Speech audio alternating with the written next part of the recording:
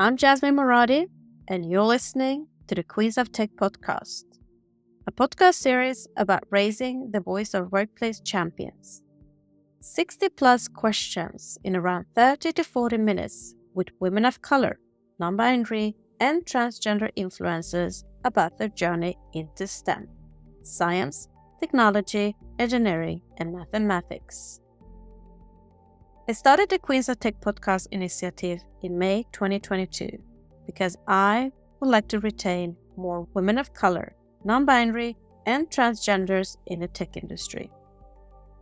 Talent is out there, but our work environment needs to improve for all to feel safer, stay authentic, and to be valued for our contributions. My vision is to raise the workplace ecosystem for all in tech by killing the imposter syndrome, stopping bad behavior, and increasing equity opportunities. Each podcast talk is built around 60 plus questions regarding upbringing, education, career path, DIB, and future advice. My mission is to bridge the gap between schools and workplaces by getting into the heart of my guest's personal life and career journey to inspire other girls, women of color, non-binary, and transgenders to unleash their full potential to reach top leadership roles in the tech industry.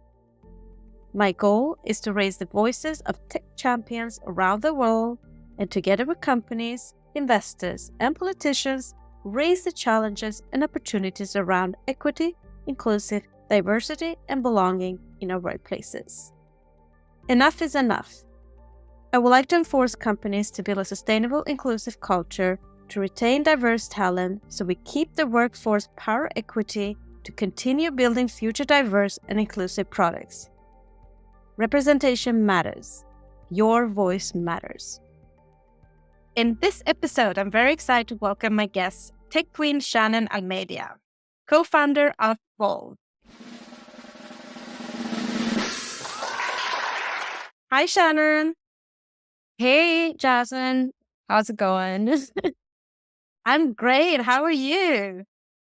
Good. Thank you for having me on today. A pleasure. I'm very happy to have you joining all the way from India. And also, I've already interviewed your co-founder, Priyanka, so I'm very excited to get to know you now. Yeah, super excited. So now, let us dive into your journey into STEM. Hope you're ready for the Queens of Tech 60 plus questions. Awesome. Let's warm up with a few fun facts about you. How would you describe your personality in 3 hashtags? So they're not hashtags per se, but they're just words because I don't like hashtags, but I would say creative, fearless, and feisty. How would you describe your life in 3 sentences? My life is beautiful, the first one. The second one is that I'm on the go a lot, so I travel a lot. And third one is that every day is different. I have really no routine in my life. What kind of music stimulates and motivates you the most? I can't listen to music to get motivated to work because I really do love music and I get really into it with lyrics and things like that. So I get distracted. For music that doesn't really bother me is lo-fi hip hop radio on YouTube. That works best for me. What's your personal motto? Don't feel sorry for yourself. What is your favorite book? Harry Potter. It made me fall in love with fantasy fiction. What is your favorite podcast?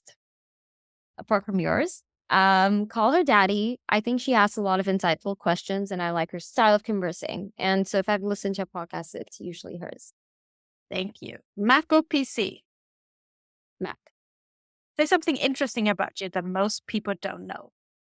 I think I always want to get in the music business. I want to be a music supervisor. So basically you get to curate soundtracks and TV shows and movies, and it's really cool.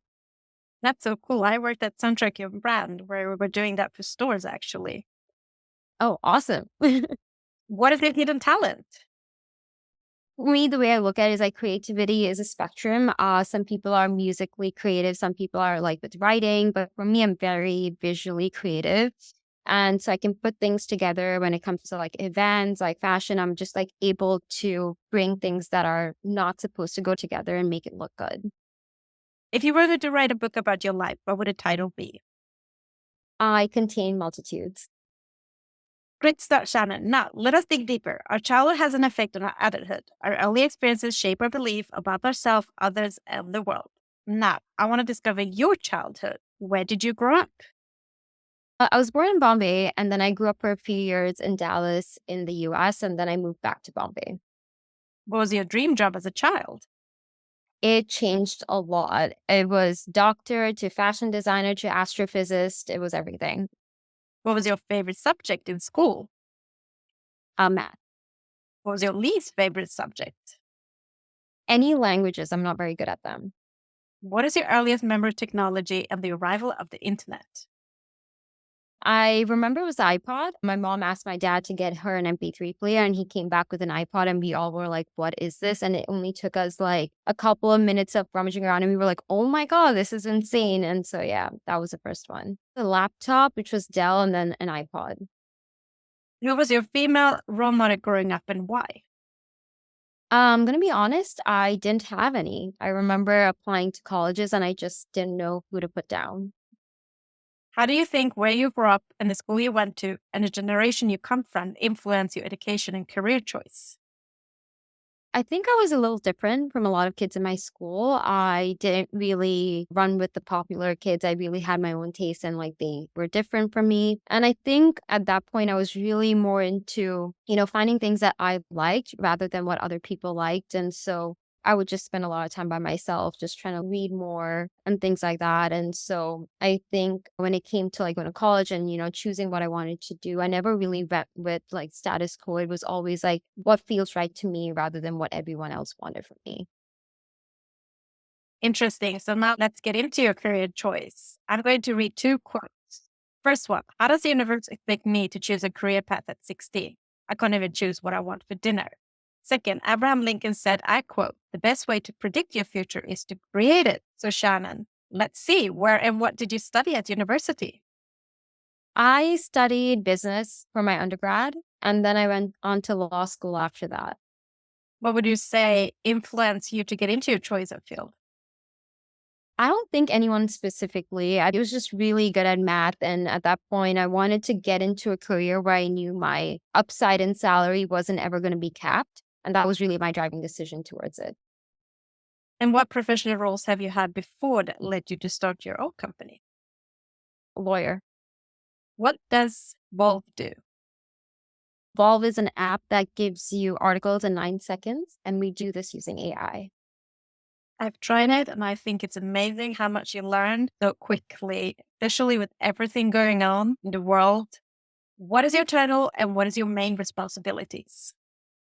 I'm the co-founder, and basically I'm in charge of a lot of product management. So a lot of features that you see on the app, a lot of this are brainstorming, and I do a lot of the tech aspects as well. So I'm not technical, but I do sit down with the tech team on an everyday basis and we go over like issues that they're like running into. I'm also in charge of growth. So I work on a lot of organic growth strategies to help grow the company and a lot of partnerships that are going to help us out in the long run too.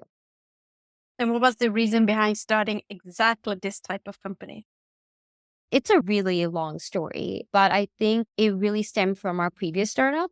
We had noticed that the news was very polarizing at that point, and we noticed that Gen Zs and millennials particularly weren't consuming, the right content. And so we wanted to create an app that made it very easy for them to consume content. And making long articles into 9-second articles was just like the simplest thing that we could do. And making it as easy as swiping on Tinder, which was what our reference point was at that point, was a driving force behind it.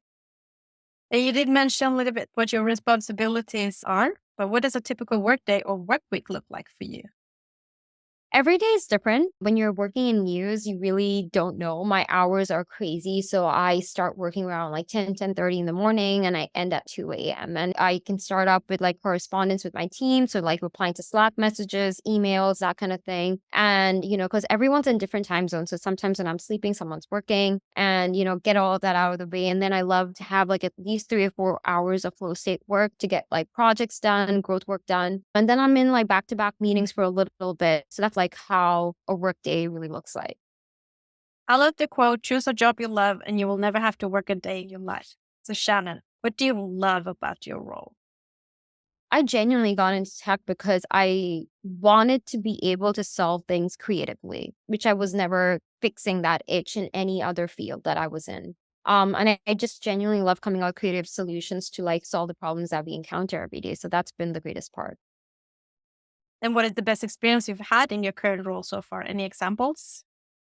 Our company got featured on a billboard on Times Square. So that was surreal to see something that we built for a long time, in front of like thousands of people in Times Square just staring at it. And it was just, insane. A pinch me moment, definitely. Congratulations. That is super impressive. What is the biggest challenge you've encountered and how did you tackle that? The biggest challenge is definitely fundraising. I'll think that even my co-founder probably said that as well.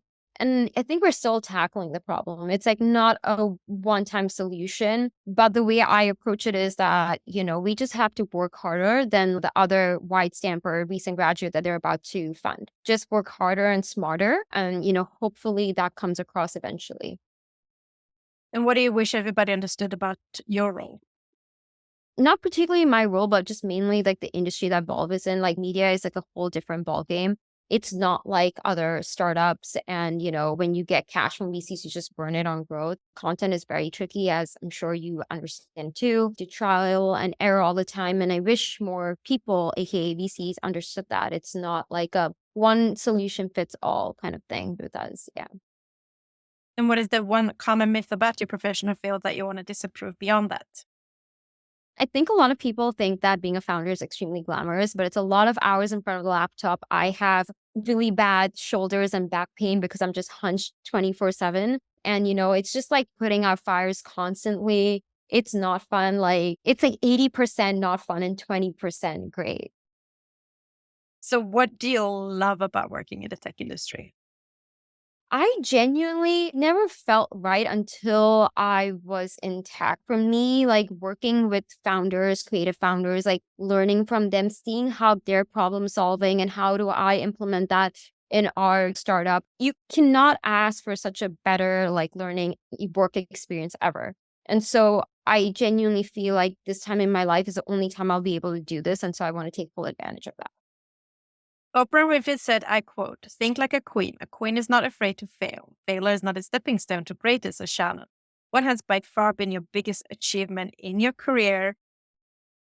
Definitely getting funded by Snapchat. That was an incredible moment when we found out. I'm not an emotional person that way, but I literally had tears in my eyes because it was instant validation for us.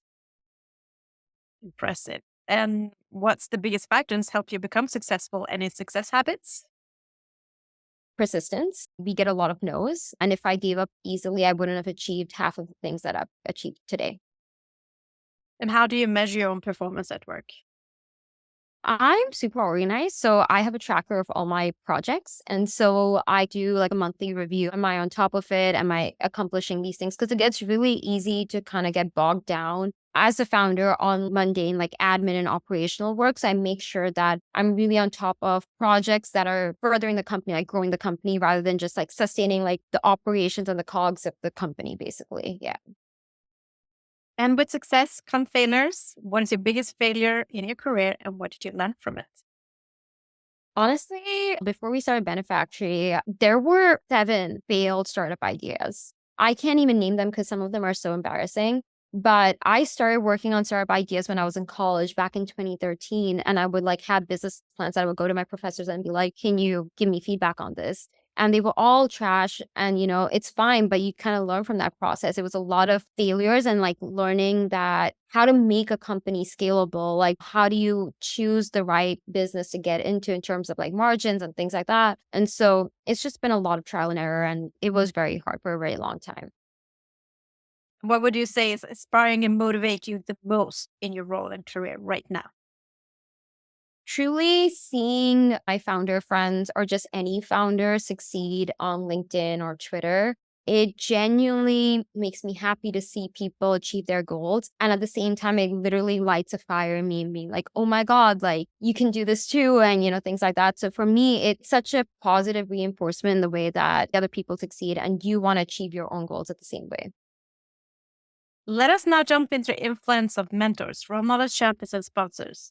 Role models can consciously or subconsciously be a powerful force in our lives. In addition, champions can stand up and advocate for us and open up the world of possibilities. Sponsors match emerging talent with leaders and influential employees who can help us move ahead in our careers. Shannon, do you have a mentor, champion, or a sponsor today? I originally don't have one, but it is something that I do want to work on this year. And who is the female, non-binary, or transgender role model you look up to in your field? Her name is Angela Acharya. She's had a very diverse career trajectory, something that I have always found parallels to because I was in finance and then law, and now I'm in tech. She was in tech and then she became a VC investor, and now she's in Hollywood. She does like management work. So I think that she's exceptionally hardworking woman who's achieved a lot. She's been investors in companies like ClassPass and things like that. She's on boards of like BuzzFeed. And I heard her speak at a live recording of a podcast one, and her life has just been so inspiring, and definitely would love her to mentor me one day. I'm going to manifest it. History shows that it has been more common for men having mentors, champions, and sponsors in business than women. So, Shannon, how important do you think is to have a mentor, champion, and sponsor during one's career? I think it's really important. I did have a mentor maybe 10 years ago when I just got out of college, and he had really inspired me at that point to get into law once I had finished studying business. And so I think having people who can make that kind of decision and impact in your life, positive impact in your life, is just extremely important. Let's then move on to leadership. Adena Friedman, president and CEO of Nasdaq, said, I quote, empowering those around you to be heard and valued makes a difference between a leader who simply instructs and one who inspires. And then Sheryl Sandberg, ex-COO of Facebook, said, I quote, leadership is about making others better as a result of your presence and making sure that the impact lasts in your absence. Shannon, what does leadership mean to you? There's no definable quality except the way I want to explain it. Like there's something about this person. It could be their experience throughout their entire life. It could be their vision that they have for this company. Or it could just be charisma that it makes people want to follow them, makes the employees want to work on that shared goal that they have. And that to me is what I consider like leadership. How would you describe yourself as a leader? Type A, confident and opinionated. And as a leader, what values are most important to you? Someone who's able to follow through, I think, who's able to inspire, I think those make, really good leaders. And what leadership lessons have you learned that have formed you into the leader you are today? Following through is like the most important thing. Like if you say you're going to do something, it could be with partnership or it could be just with your employees. Actually make sure that you're able to handle the bandwidth of following through. So, make sure you have those boundaries set and actually follow through on it. You did mention a little bit earlier, but what are your 3 strengths and 3 weaknesses? My strengths would be specifically with the company. I would say like strategy, big picture decisions and things like that. The other one is like logic-based reasoning. And I'm also like an extremely organized person. So I would say those are my 3 strengths. My weaknesses would be multitasking. I cannot for the life of me do multiple things at once. I will not handle myself. Context switching. So being able to do that very frequently, I don't like that. And the other one is operational work, small admin things. It's not my cup of tea. Let us move into the hottest topic in business today, workplace culture, unlocking the power of diversity, equity, inclusion, and belonging. So Shannon, what does diversity, equity, inclusion, and belonging mean to you personally?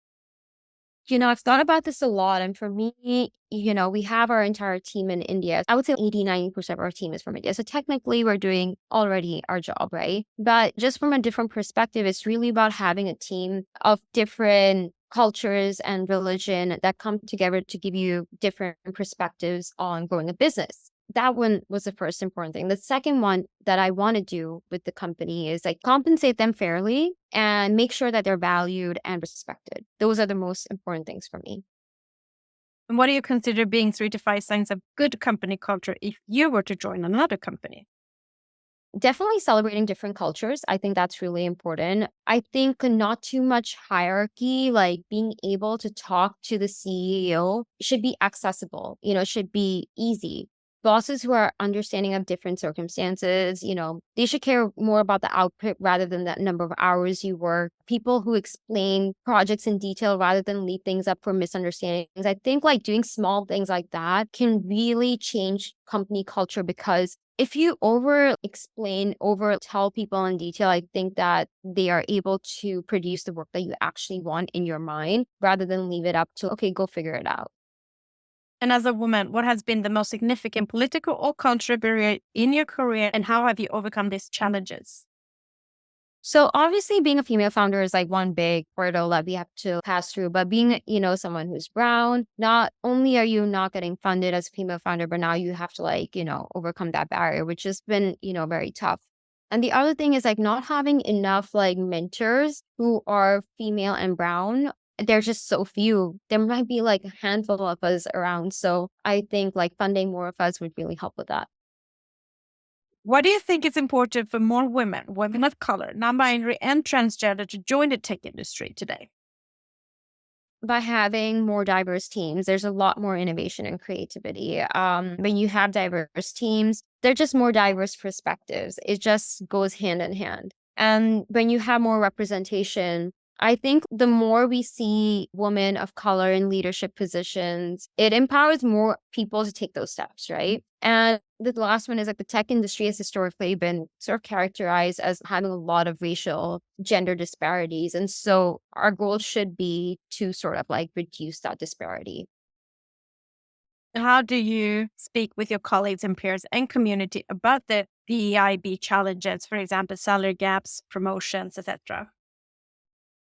I do talk about this with my co-founder quite frequently. A lot of our employees, as I mentioned, are based in India, but we consistently give salary raises that are above the median salary of what that job role is in India. Because for us, it's more about how valuable you are to us rather than how the market values you.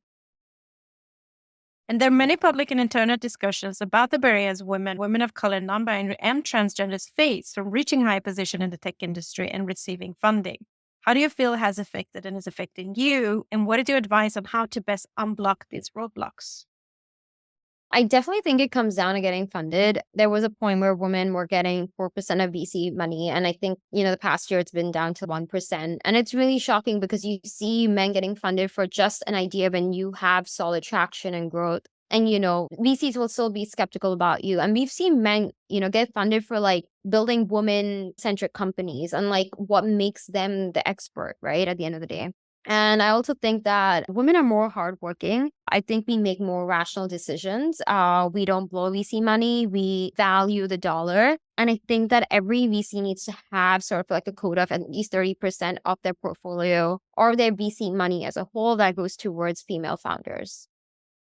And today, tech companies spend a lot of marketing money to attract women of color, non-binary, and transgenders. However, at the same time, they're finding it hard to retain them. Article shows that women are leaving the tech industry. What is your best advice on strategies for how companies can work to build a stronger corporate culture that engages the IB?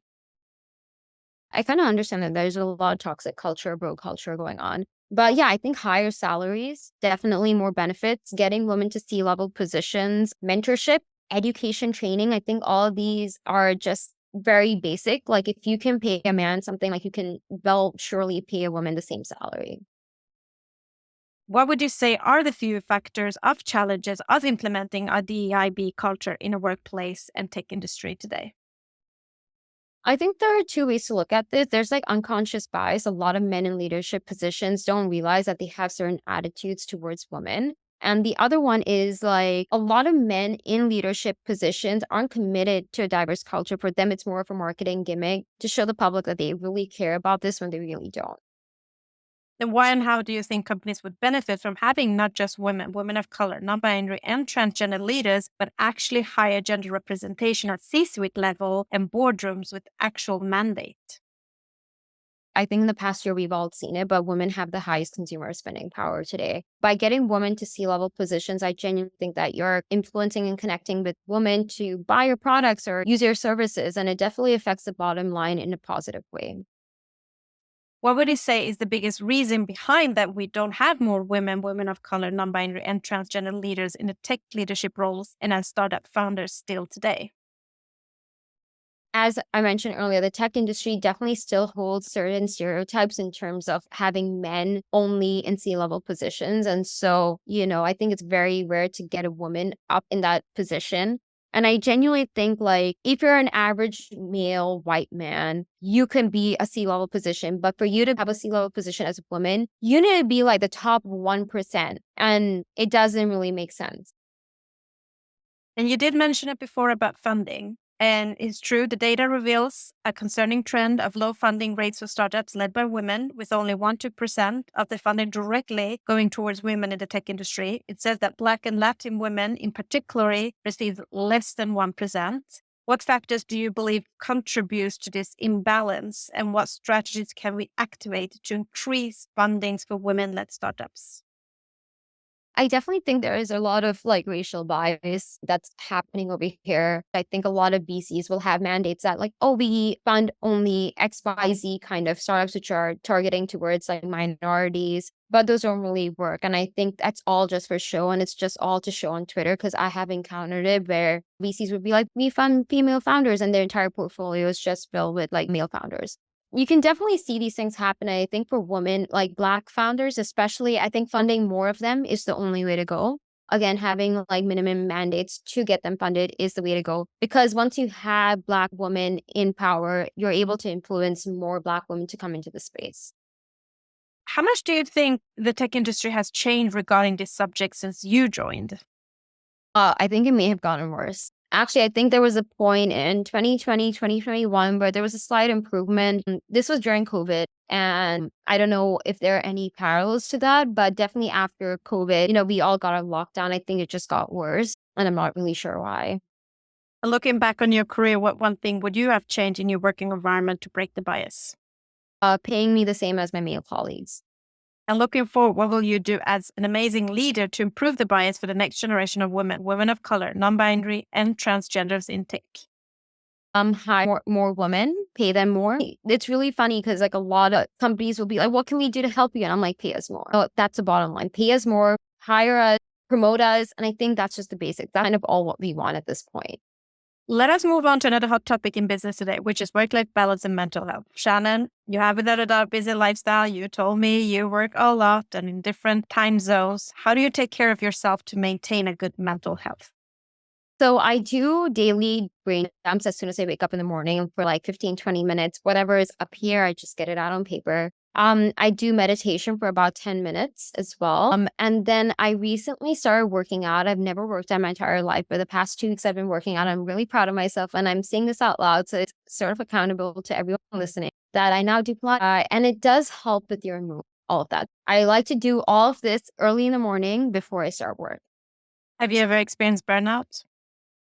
Yeah, definitely. I think it was, we launched the first iteration of Volv right before lockdowns happened, and we had no idea what was happening. We didn't even have a full like team to just, and it was me and my co-founder just like working 24/7, like 12-hour shifts, literally being up. And I definitely got burnt out that year. And it got worse because we were stuck in our homes, and all I would go was on Instagram and see people being like, oh, this is my morning routine. And then they were like, meditating and reading a book and, making themselves coffee. And I would like wake up in the morning with my laptop next to me and continue working. And that was my life for a very long time. And I actually got really sad thinking like, why don't I have that?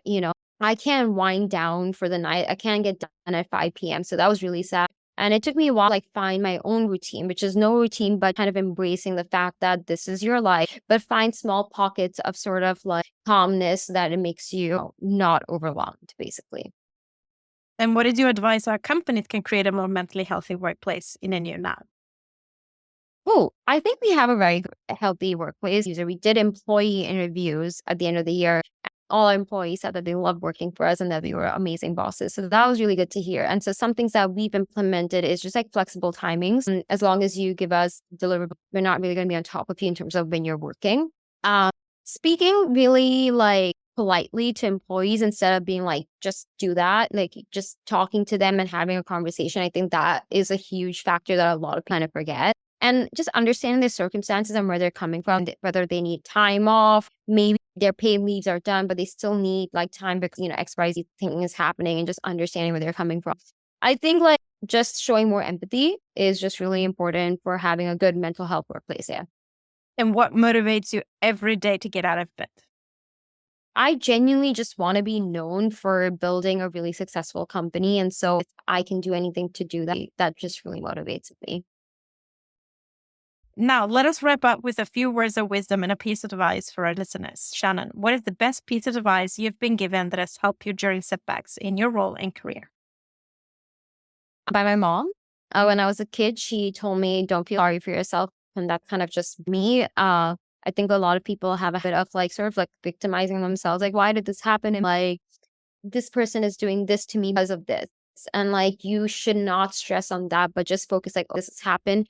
What are you going to do to make the situation better? So don't dwell on the negatives. Just think about like the future now and how you're going to overcome it. And then what is the worst advice you ever been given, and how did you tackle that? I just probably just walked away. I don't even know what it probably was. Is there something you wish you would have known, or a skill you wish you had while starting out in the tech industry? Oh yeah, definitely coding. I'm non-technical. So like I would definitely want to know what my devs are saying half the time to me. I have no idea. So I would love to know that. And also it's like would have loved to like be able to code our own app. And if you had the ability to go back in time to when you were just at the beginning of your career, what advice would you give to your younger self? Be more passionate about something. I think there was a point in my life where I was just like very indifferent to a lot of things. And, I just wish I told myself like, be passionate about it. What advice would you give to young girls, women of color, non-binary, and transgenders who want and trying to break into STEM fields today, especially wanting to become next generation leaders? Just take the leap, just start. There's nothing worse than not trying.